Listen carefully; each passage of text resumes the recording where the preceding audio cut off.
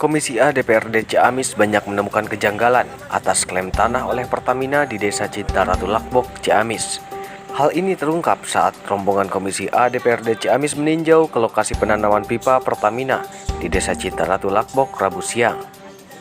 Kunjungan Komisi A DPRD Ciamis ini menindaklanjuti audiensi paguyuban warga berdampak Pertamina beberapa waktu lalu di DPRD Ciamis. Ketua Komisi A bersama anggota didampingi warga meninjau langsung sejumlah tanah warga yang diklaim milik Pertamina. Padahal sebanyak 183 keluarga pemilik tanah merasa belum pernah menjual dan menerima sewa tanah yang telah disepakati dan akan dibayar oleh Pertamina sejak tahun 1977. Namun hingga saat ini, Pertamina belum membayar biaya sewa tanah yang ditanami pipa yang disepakati akan dibayar per 25 tahun. Pada tahun 2020 lalu, warga dikejutkan dengan pengakuan pihak Pertamina yang menyatakan sudah memiliki sertifikat atas tanah yang digunakan proyek penanaman pipa.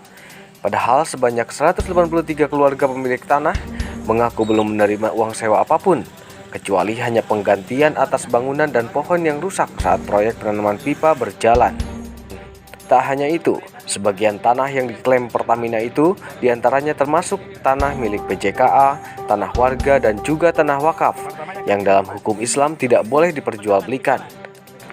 Sejumlah kejanggalan ini semakin memperkuat bukti atas aspirasi yang disampaikan paguyuban warga berdampak Pertamina saat audiensi beberapa waktu lalu di DPRD Ciamis.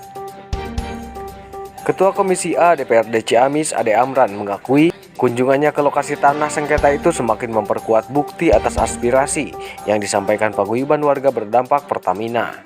Pihaknya akan terus mengawal kasus sengketa tanah yang sudah berlarut-larut hingga 44 tahun. Di tengah keresahan warga atas sejumlah musibah kebakaran kilang dan kebocoran pipa Pertamina, Ade Amran menilai warga seharusnya mendapatkan haknya yang tertunda puluhan tahun sejak zaman Orde Baru. Jadi apa yang disampaikan oleh warga, kita ingin melihat langsung ke lokasi dan memang kita menemukan banyak kejanggalan ya, banyak hal yang memang harus ditelusuri lebih lanjut. Kita melihat langsung di lapangan dan banyak hal yang memang menurut warga dikeluhkan. Menurut data di lapangan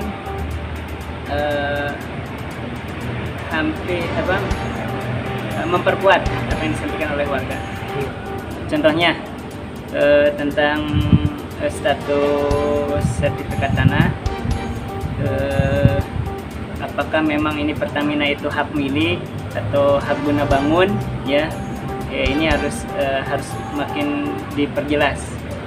Kemudian apakah Pertamina ini pernah membayar? Karena di situ kan